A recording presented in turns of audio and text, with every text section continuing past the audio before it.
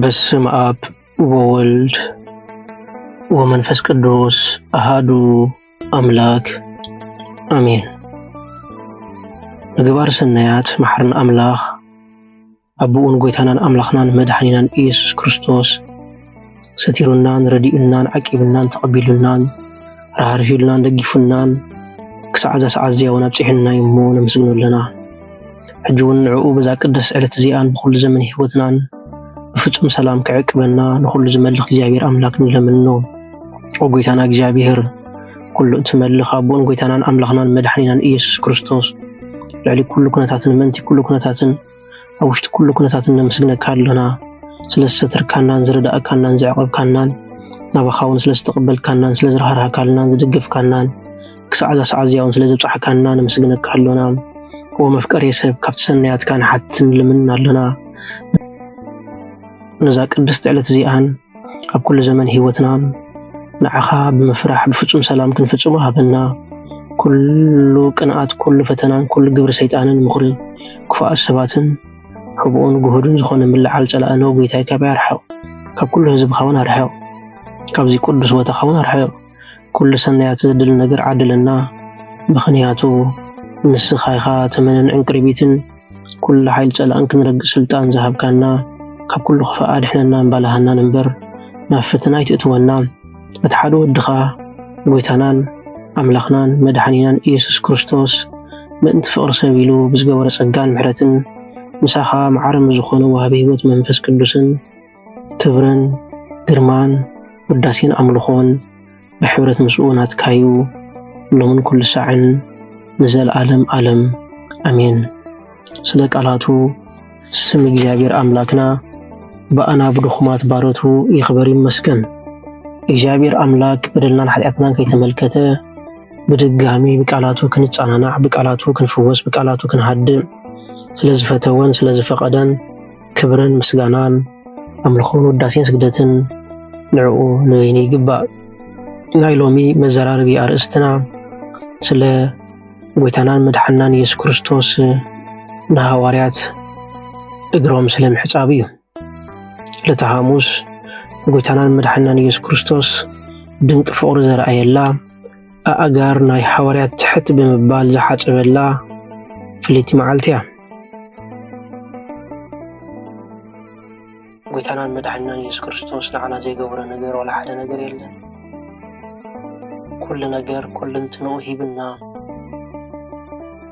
ፍቕሪ ክብረት ኩሉ ኣርኣየና። እዚ ምዕራፍ እዚ ዝርከብ ኣብ ወንጌል ዮሐንስ ምዕራፍ 13 ካብ ፍቕዲ ሓደ ጀሚሩ ዘሎ እዩ። እቲ ቃል ድማ ከምዚ ይብል። ኢየሱስ ቅድሚ በዓል ፋሲጋ ካብዚ ዓለም እዚኣ ናብ ኣቡኡ ዝኸደላ ግዚኡ ከም ዝበፅሐ ተፈሊጡ ነቶም ዘፍቅሮም ኣብዚ ዓለም እዚኣ ዘለዉ ናቱ ክሳዕ መወዳእታ ኣፍቅሮም ክድረሩ ከለዉ ከዓ ዲያብሎስ ናብ ልቢ ይሁዳ ኣስቆሮታዊ ወዲ ስምዖን ከትሕዞን ቅድሚ ሓሳብ ኣእትዩ ነበረ። ኢየሱስ ከዓ ኣቡኡ ንኩሉ ኣብ ኢዱ ከም ዝሃቦ ካብ ኣምላኽ ድማ ከም ዝመፅእ ናብ ኣምላኽ እውን ከም ዝኸይድ ፈሊጡ ካብ ድራር ተንሲኡ ክዳውንቱ ኣንበረ፣ ዓለባ ኣልዒሉ እውን ተዓጥቀ። ድሓር ማይ ኣብ ገበራ ኣዕሪቑ ኣእጋር ደቂ መዛሙርቱ ክሓጽብን በቲ ተዓጥቁ ዓለባ ገይሩ ክደርዝን ጀመረ። ሽዑ ናብ ስምዖን ጴጥሮስ መፀ። ንስኻ ጎይታይ ንስኻ ዶ ኣገረይ ክትሓጽበኒ ኢኻ በሎ። ኢየሱስ መሊሱ እቲ ኣነ ዝገብሮ ንስኻ ሕጂ ኣይትፈልጦን ድሕሪ ዝግና ክትፈልጦ ኢኻ በሎ። ጴጥሮስ ከዓ ንዘለኣለም ኣእጋረይ ኣይትሓጽበኒ ኢኻ በሎ። ኢየሱስ ከዓ ኣነ እንተዘይሓጸብኩኻስ ምሳይ ግደ የብልካን ኢሉ መለሰሉ። ስምዖን ጴጥሮስ ድማ ጎይታይ ኣእዳወይን ርእሰይን ድማ እምበር ኣእጋረይ ጥራይ ኣይኮነን በሎ።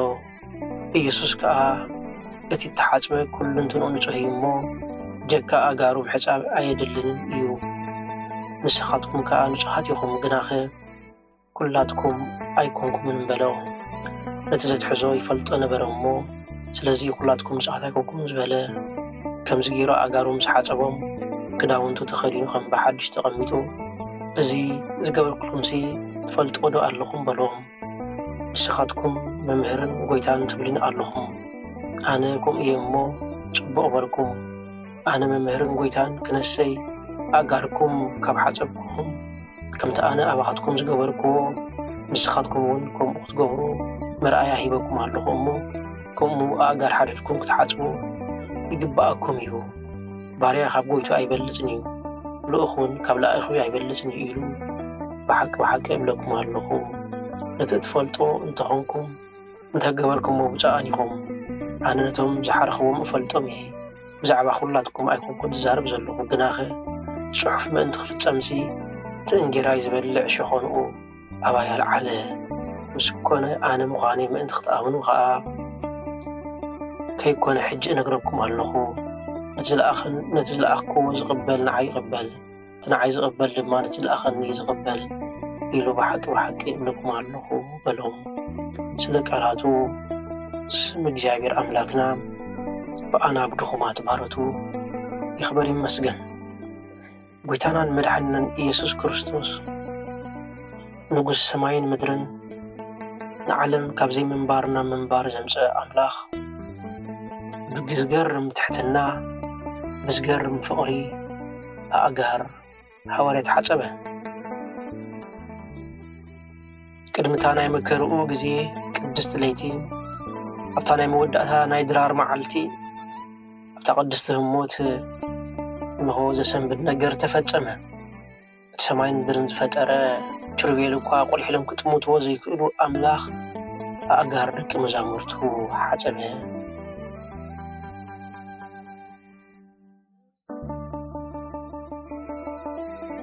ካብ መኣዲ ተንስአ ነጸልኡ ተዓጢቑ ማይ ናብ መዕረቒ ናብ መትሓዚ ኣፍሰሰ ኣጋር ደቂ መዛሙርቱ ድማ ክሓጽብ ጀመረ ዋላ ነቲ ዝጠልሞ ይሁዳ ኣስቆሮታዊ ሓዊስካ ክርስቶስ ብዝደንቕ ትሕትና ሓጸቦ ካብዚ ንመሃሮ ነገር እንተሃልዩ ትሕትናይ ወገናተይ ኣብዛ ዓለም እዚኣ መራሕቲ ክገልገሉ እዮም ዝጽበዩ ኣብ መንግስቲ ኣምላኽ ግና እቲ ዝዓበየ ኣገልጋሊ ክኸውን እዩ ዝምረጽ ጎይታናን መድሓኒናን ኢየሱስ ክርስቶስ ኣብዛ ህይወት እዚኣ ትሕትና ጥራይ ኣይኮነን ዝምህረና ነይሩ እንታይ ደኣ ትሕትና ብተግባር የርእየና ነበረ ንርእሱ ዘዋረድ ንእሽቶ ስለ ዝነበረ ዘይኮነስ ፍቕሩ ኣዝዩ ዓብ ስለ ዝኾነ ርእሱ ትሕት ብምባል ንዓና ልዕል ኣበለና ስለዚ ወገናተይ ጎይታ ዝኣክል ከምዚ ገይሩ ኣእጋር ሐዋርያት ካብ ሓጸበ ጎይታ ዝኣክል ከምዚ ገይሩ ኣእጋር ደቂ መዛሙርቱ ካብ ሓጸበ ኣነ ንስኻትኩም ደኣ ከመይልና ኢና ኣብ ሓውና ንዕበ ከመይልና ኢና ኣብ ሓውና ንትፍነን ከመይልና ኢና ኣብ ሓውና ንዕቐትን ነርኢ ንርኢ ዘለና ትዕቢት ካብ ኣምላኽ ከም ዝፈልየና ንርኢ ዘለና ኣንነት ካብ ኣምላኽ ከም ዝፈልየና ኣንነት ካብ ኣምላኽ ጥራይ ዘይኮነ ካብ ደቂ ሰባት እውን ይፈሊ ወገናተይ ስለዚ ክርስቶስ ኣምላኽና በዕለተ ሐሙስ እግሪ ናይ ሐዋርያት ብምሕጻብ ፍጹም ትሕትና የርእየና እዚ ትሕትና እዚ ንኻልኦት ዝግበር ኣገልግሎት ጫውዒት እዩ ወገናተይ ንኻልኦት ንምግልጋል ዝግበር ጫውዒት እዩ ሐዋርያ ቅዱስ ጴጥሮስ ነዚ ነገር ምስ ረኣየ ኣዝዩ ሰንበደ ጎይታይ ከመይልካ እግረይ ክትሓጽበኒ ብምባል ሰንበደ ወገናተይ ጎይታን መድሓኒናን ኢየሱስ ክርስቶስ ግና እንሆ እግርኻ እንተዘይሓጺበካ ምሳይ ግደ የብልካን ብሎ እንሆ ድማ ኣብቲ ሰዓት እዚ ሐዋርያ ቅዱስ ጴጥሮስ ካባኻ ዝፈልየኒ እንተኾይኑስ እግሪ ምሕጻብ ካባኻ ዝፈልየኒ እንተኾይኑስ እግረይ ጥራይ ዘይኮነስ መላእ ሰብነተይ እውን ሕጸበኒ ብምባል ነገሮ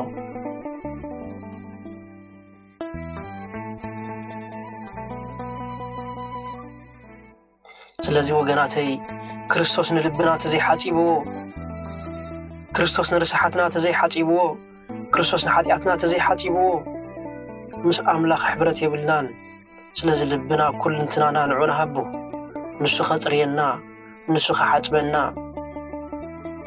ኩልንትናና ንዑና ሃቦ ወገናተይ ዘንጽህ ንሱ ወገናተይ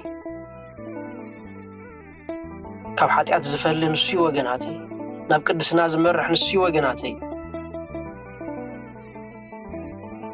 ከምኡን ክርስቶስ ዝምህረና ኣብዚ ሰዓት እዚ ንሓውና ንኸነገልግል ንዝደኸሙ ንኽንሕግዝ ንሓድሕና ይቕረ ንኽንበሃል ነቶም ዝጐድኡና ኸይተረፉ ንኽነፍቅሮም በዚ ዕለት እዚ ይምህረና። ሓቀኛ ክርስትና ቃላት ጥራይ ኣይኮነን። ስለዚ ወገናተይ ጎይታናን መድሓንናን ኢየሱስ ክርስቶስ ሕጂ እውን ኣብ ወንጌል ማቴዎስ ምዕራፍ 20 ካብ ፍቕዲ 28 ካብ ፍቕዲ 26 ክሳብ 28 ዘሎ ኣብ መንጎኹም ዓብይ ክኸውን ዝደሊ ኣገልጋሊ ክኸውን ኣለዎ። ከምቲ ወዲ ሰብ ከገልግል እምበር ከገልግልዎ ዘይመፀ ከምኡ ንሕና እውን ካልኦት ከነገልግል ይግባአና።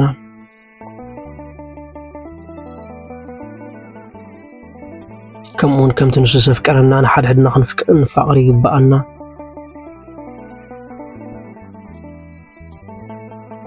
ኣብ መወዳእታ እግሪ ብምሕጻብ ትሑታት ንኹን ንኻልኦት ብምግልጋል ከም ክርስቶስ ንኹን ናብ ኣምላኽ ብምቕራብ ንጹሃት ንኹን ጸላእትና ብምፍቃር ኣፍቀርቲ ንኹን ወገናተይ ነዚ ክንገብር ናይ እግዚኣብሔር ኣምላክ ቅዱስ ቸርነት ናይ ኣዴና ቅድስቲ ድንግል ማርያም ኣመላድነት ናይ ኩሎም ህርያን ጻድቃን ተራዳእነት ኣይፈልየና ዝነበረና ጊዜ ባሪኹን ቀዲሱን ስለ ዝሃበና ክብርን ምስጋናን ኣምልኾን ውዳሴን ስግደትን ንዕኡ ንበይኑ ይግባእ። ወስብሃት ለእግዚአብሔር።